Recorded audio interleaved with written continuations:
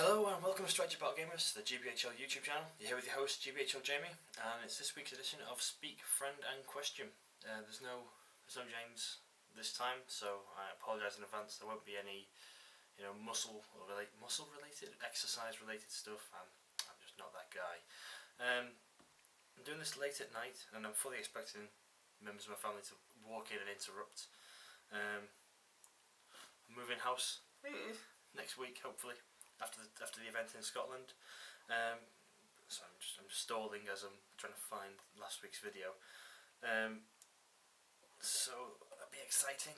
I'll finally have my own gaming room, which I can't wait to have my own place. Right, speak for question 46.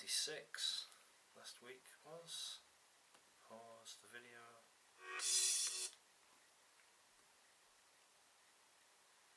November the 2nd? No, that's not it. Whoops. Let's keep searching. This is high quality content I'm delivering here. Speaking of question 47. Oh, I was in last week's. Forgot.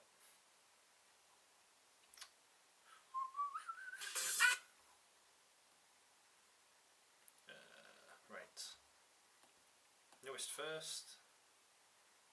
31 comments. Cool, that shouldn't be too bad. This is why I should prep. Right, so, starting, Mason O'Neill says, hey, also December releases, will you guys be getting any new Hobbit models or stick to Lord of the Rings models? Well, I know I'll be buying probably both. Well, the new Hobbit models, of course.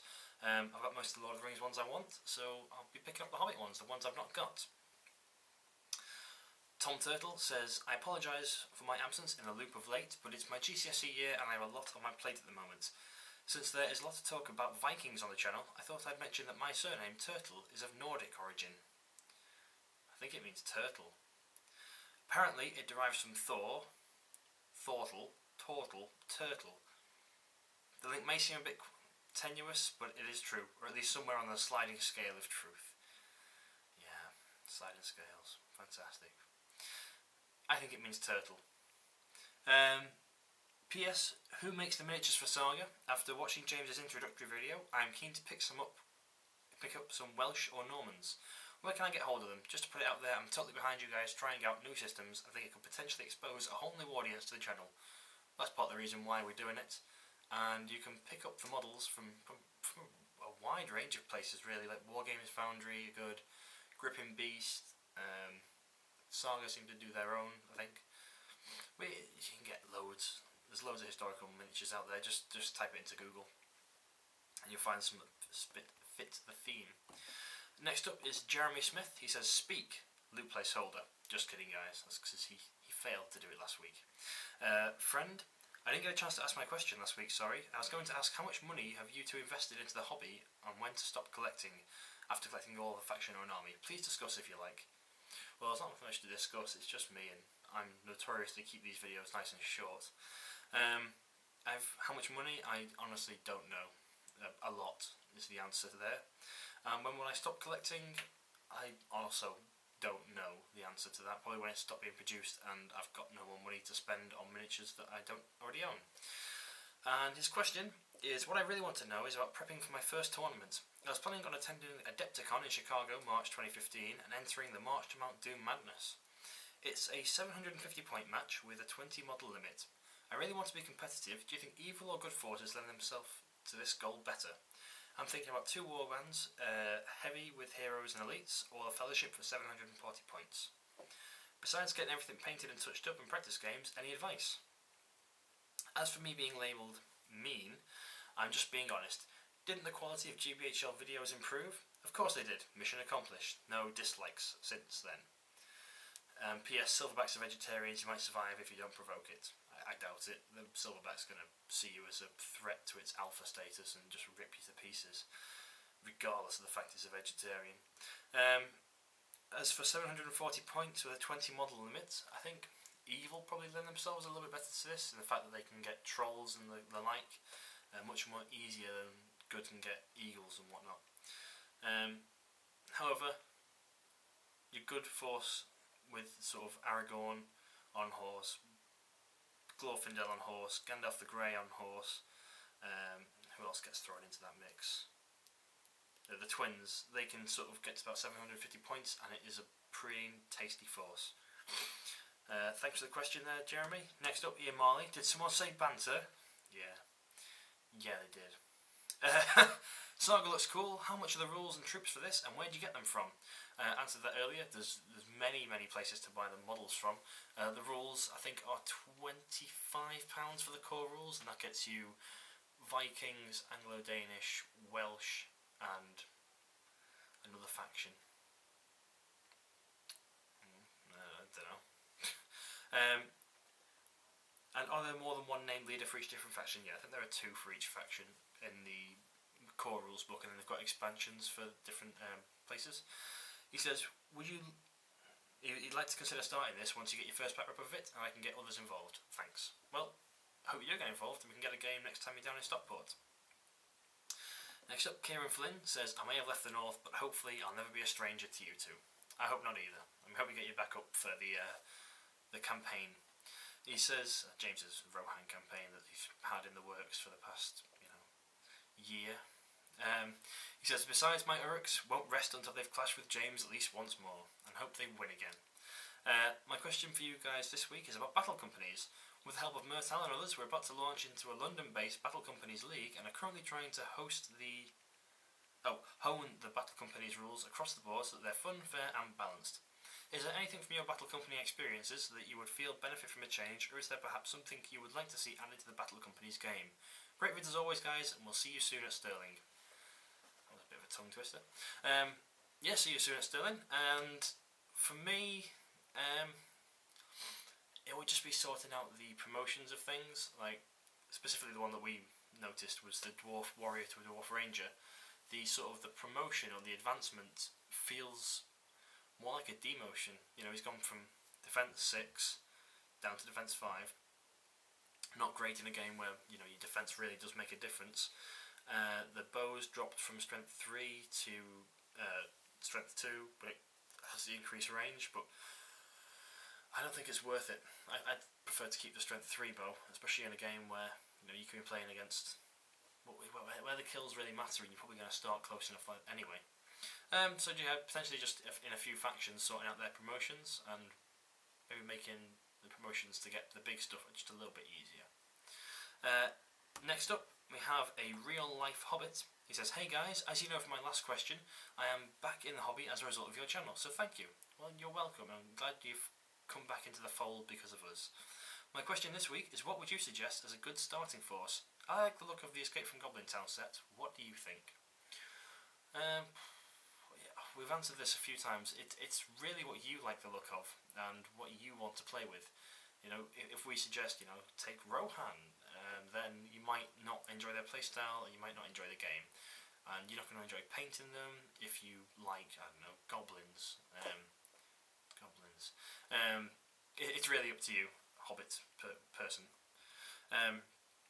Thank you very much. Next up is Barry O'Neill. He says, hey guys, great vid as usual. I'm a little unhappy with you at the moment. I've just completed my Lord of the Rings collection, and with just the Hobbit models to finally see me stop spending all my money, you go and introduce Saga. Lots of Saga comments. I quite like this. I really enjoyed the practice game with, the intro game with Damien, and I can't wait to get it on the channel.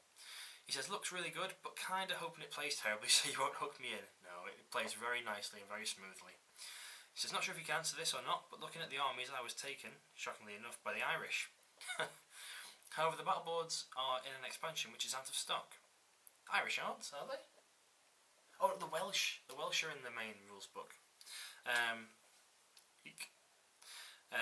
However, the battle boards are in expansion which are out of stock. Do you know if these expansions are likely to be reprinted, or are they OOP? No, they'll probably be reprinted. Saga's still it's still a supported game. Cheers guys, if Jamie's read this out, sorry it's so long. Well, I've got no choice in the matter this week, have I? But I don't know, I've not seen the Irish battle board. It looks pretty good, hopefully. A real life Hobbit says, check this video out as he shared it on Google+. Thank you very much for sharing. Hal Torian says, hey guys, I'm really excited for this Saga coverage. Are Tom and Damien going to get on board with Saga too? I doubt it. I don't think so. Also, have either of you checked out the fan-made Saga battle boards for the Lord of the Rings forces? It might be fun to do a little crossover back rep at some point using the Saga rules for your Lord of the Rings armies. I can't believe this series is almost a year old. Well, neither can I. And I read this comments very early in the videos being posted, and I went and checked them out, and they were quite good, but they also seemed quite confusing. They weren't very neatly made, I must say. But maybe let us get the hang of Saga before we start doing crossovers. Next up is Mr. David Whitaker. He said he didn't come in last week, which is so not on. I owe Jamie a big thank you for putting me and Tom Pickard up for the night in Mansfield. I owe you a drink or two the next time I see you. It was great to meet you, and James, though he's not here again, I'll hopefully see you at a tournament soon. On to questions. There are always loads of comments about certain models being better with axes, but my question is, how viable are they without axes? I think Reavers, Woses, etc. I'm thinking about Reavers and Woses, etc. Would Reavers still be a good option if you gave them swords? Yes, they'd still be a good option. They're still fight value 5 with 2 attacks, and they're going to rip stuff up. Obviously, you might not use the sword as much because you don't want to sacrifice your fight 5. This is the flip side. And the Woses, well, with their they have daggers modelled onto them, so they'd be fainting as well. And they're already fight 3, so they're probably not too bad off fainting, especially if they've got an elf support. And one more, on the theme of axes and following last week's questions about all throwing spear Rohan, how do you reckon hoarding up on all axe Helmlingers could work? I think it'd be worthwhile just not even taking the Helmlingers upgrade on them and just having axes. You can reach strength 6, which is more than enough really, I think. Thank you very much, David. Next is Joe White. He says, hi guys, my question this week is which trolls are best? I'd have to say Tom, as he can automatically get higher fight for 3 turns, or Bert because trapping him may well prove costly if you lose combat, and Isengard is the worst because they have low fight and no might. Yeah, I'd be tempted to say Isengard are potentially the worst troll, just because of the cost of it and the lowish fight value for a troll. The best, I'm not actually sure which one it is out of the trolls, but he's fight 7, defense 7, and can't be trapped. And he's nasty. I think he's 3 might, 2 will, 1 fate. I'm not sure what his special rule is, so I can't. He's the big expensive one. I think he's the best troll. Either that or the Mordor Troll Chieftain is probably pretty decent as well. Thanks, Joe White. Next is Jonathan Mack. He says, hey guys, sorry I haven't asked a question in a few weeks. I've been studying lately. His question this week is, do you think the White Council can be a competitive army? Well, yes. They seem to do very well until Blinding Light or Aura of Dismay is no longer in effect, and then they can drop very quickly. Congratulations on 2,000 subscribers, keep up the great content. We're actually on 2,100 subscribers now, which is an amazing feat that we've jumped up so quickly again. Yes, the White Council can be a competitive army. You've got some amazing heroes in there. The thing to do with them is to not overload on the magic users. So people like Galadriel isn't fantastic in the Force. Gandalf the Grey and Saruman the White, yes, probably just one of them. Radagast on Slay is a potential inclusion there. Who else? Glorfindel's an auto include. Elrond is good in there. Legolas is good. Thranduil's good. There are plenty of heroes in there that make the Force work. So yes, I do think they're competitive. Next is 19 Mark F91. He says, hey guys, my question this week is what happens to Chochon Master? Apologies on spelling that wrong. I miss shouting out on my screen. Happy Strategy Battle Gaming. I don't know what's happened to him. Chochon Master and Wubba-Chicka. I've not seen them for a long time on this channel. I hope they're alright. Chochon Master! Chochon! Next up is Kurt Leach. He says, I asked a question 2 weeks ago, but didn't hear Jamie's point of view. Well, you're probably going to hear it now, aren't you? It was, you can only pass banners onto the same troop type. And congratulations, Jamie, on getting a new house. Well, I'm renting. It's not a new house. I wish. Yeah, banners can be passed on to any troop type if you have a model for them. It's not the same troop type. As long as they're unengaged and out of combat, then they can be passed on. For example, a Wood Elf banner can be passed on to a Woes or a Hobbit, as long as there is a model. Or if your opponent's happy for you to have the banner model with their stats. That's generally what happens. I never did stats for Tom and Damien, but I have done one for you two. I kind of made Jamie overpowered. I would imagine Tom... was I overpowered? Probably not. Probably. I would imagine Tom would be something like an Alfred with more will and lower fight value. Even lower fight value than Alfred. Wow. Tom, you gotta sort this guy out. And Damien would be something like Radagast. Not Saruman. Who between you two is the most cheesiest player in SBG? Sorry for the long post to whoever has to read it. Well, it's alright, I forgive you. Who is the most cheesiest player in SBG between James and myself? Well, see, I think I go for power builds. I say power builds. I play Wood Elves, which are obviously, as SBG pointed out in their magazine, underpointed. And I've taken Woses, which are horrendously underpointed. So potentially you could say that's cheesy. But I don't abuse the bow limit, which James's Rohan do. And he's not going to like this at all. But he has a lot of shooting and he can skirmish for the game if he needs to. And I think his list is quite cheesy, because it's got the Sons of Aeol, which are the most effective warriors in the list. It's got the Outriders, which are the best shooters, and it's got fight value for Riders of Rohan, which are good, and they ignore the bow limit, so he's got a lot of bows. So I think James is cheesier. Next up is Ryan McGinn. He says, "Hey guys, sorry for the American terminology. Yes, a cleat is a football boot. Here is my question for this week. Can you use the Last Alliance Elf Warriors as per the main blue rulebook, well the old blue rulebook, in a Rivendell force? I believe the profiles High Elf Warrior in the Free People's Book and Elf Warrior are the same, but I'm not sure. Thanks for the help and keep up the great work."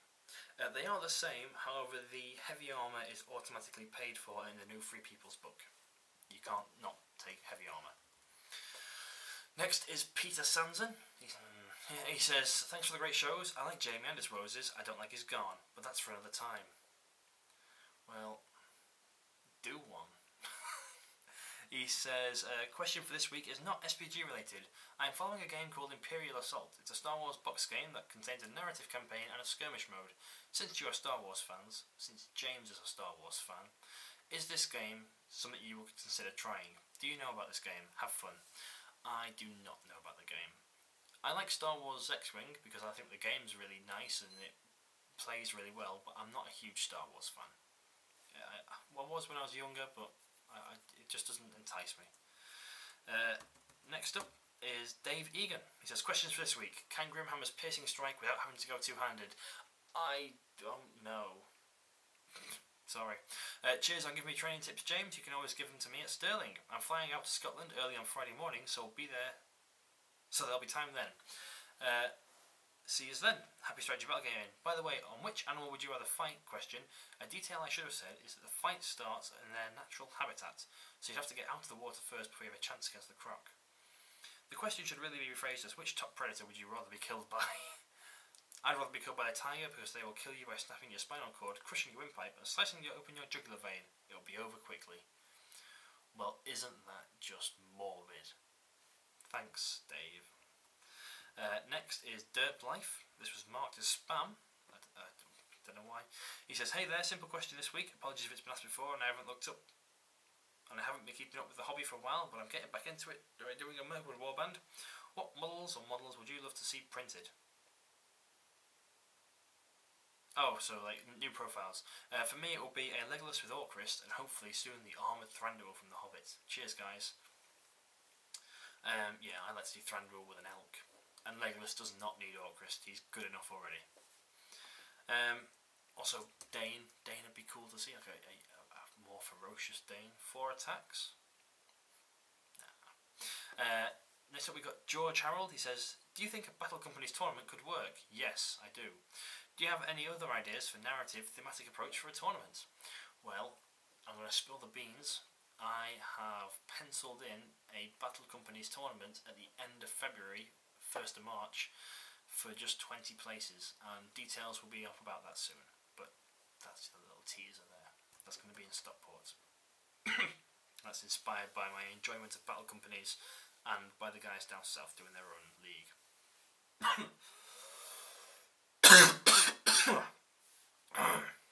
Dom Hill, he says, "What up guys, now you've seen the trailer, what do you think of the Battle of Five Armies? And what do you think the impact of this film will be on the hobby in terms of new models, new players, painters and people joining the community?" I think it was an amazing trailer, and if you've not seen the Palantir from a few days ago, check that out, because that has a big old discussion about that, and they summed it up perfectly.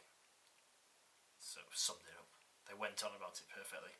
I think we'll get, hopefully, a few new models, maybe some new plastic kits and some new terrain was the ideal hope. Obviously, that will bring in new players and painters, and hopefully we'll get a lot of people brought to the community as they search for Battle of 5 armies. Don would like to see plastic elves in relatively undynamic poses reminiscent of the elven warriors of the Last Alliance for ease of painting, and also I can line them all up looking stoic. Plastic elk riding Thranduil. That's a weird model. Why would you want a plastic elk riding Thranduil? Surely you want Thranduil riding an elk. Would be great, and an armoured foot version in a less acrobatic pose than the previous ones will make my day. Hopefully the benefits of being a poor student include getting Christmas presents at 20. Hashtag elves for days. Thank you, Dom. Next up we got Aidan Glover. He says, alright guys, Jamie, would you rather give up Lord of the Rings strategy battle game for a year and keep your hair, or shave your hair off so you can continue playing Lord of the Rings SPG? Now this is a tough question, because my hair is my identity. So it would grow back, but it would take a long, long time. More so than a year.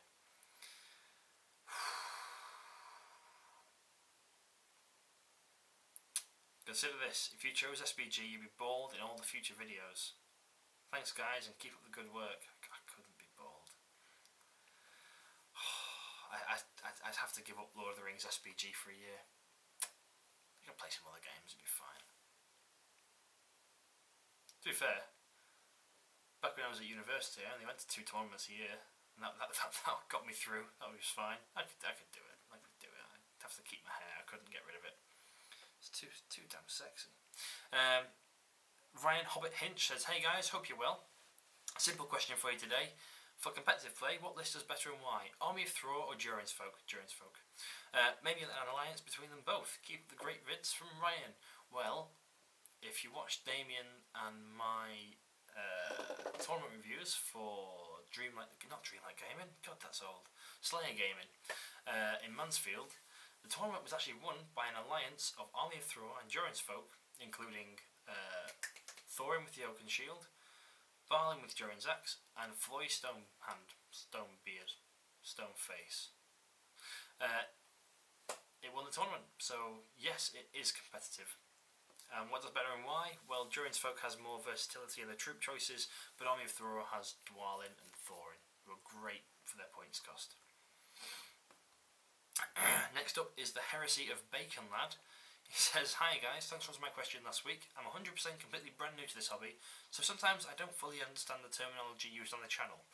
I was wondering if you could clarify what you mean when you describe someone's army list as cheesy or dirty. Okay, cheesy or dirty are when you exploit the strengths of your list to the extremes. So, as I mentioned earlier on, James exploits the fact that Sons of Ale are very strong troop choices, and that he makes full use of his bow limit. This means that he gets the 1/3 bows, and he has all the riders of Rohan who ignore the bow limit, and that can be considered cheesy. For myself, I also max out on the bow limit, but that's not just maxing out on the bow limit. It's not the cheesiness; it's the fact that you take combinations and put them together to make them very strong. So for me, my Woes Elves were considered very cheesy because they had the axes and they had the special rules, the blowpipes, and it was a very powerful force. The Hobbit Elves, the Hob Elves, were also considered cheesy because the Hobbits massively boost your numbers, and they all have throwing stones, their strength 3 shoot value, the 4 points for an archer with a 24-inch range bow. It's exploiting the really good models, I'd say, is probably what cheesy is. Heresy Bacon Lad says, I was wondering, are spectators welcome to the league finale? I'm sure they will be. I'd love to pop over to offer my support and get a round in or two, maybe even exchange some coins for a GBHL t-shirt if they're still available. They're not still available, sorry. More merchandise is in the works, I just need to get paid to buy them. Being in the loop is good, but it isn't enough. I want to be a part of this incredible community. Well, the best thing to do is when the league restarts next season, check out the tournaments that are low points value and get yourself down to 1 and get involved. That's the best way to become a part of the community. Safari Angle says, another great video, thank you. Got to build some royal guards on foot and mounted whilst I watched it. My question this time is aimed at me, Jamie. Have you played the Lord of the Rings, Lego or Hobbit games? He says, I love them and thanks to Steam achievements I can never stop until I have everything. Nice to get your mind off things, but a real hindrance if you try and have a paper done for uni. I've not played the Hobbit games, but I've played the Lord of the Rings games, and if I'm honest, as much as I'm a big fan of Lego, I did not complete them. I think I got to Bree, and then I got bored. No, I got to Weathertop, and then it just didn't hook me in, unfortunately. I don't know why. Most of the Lego games actually don't hook me in.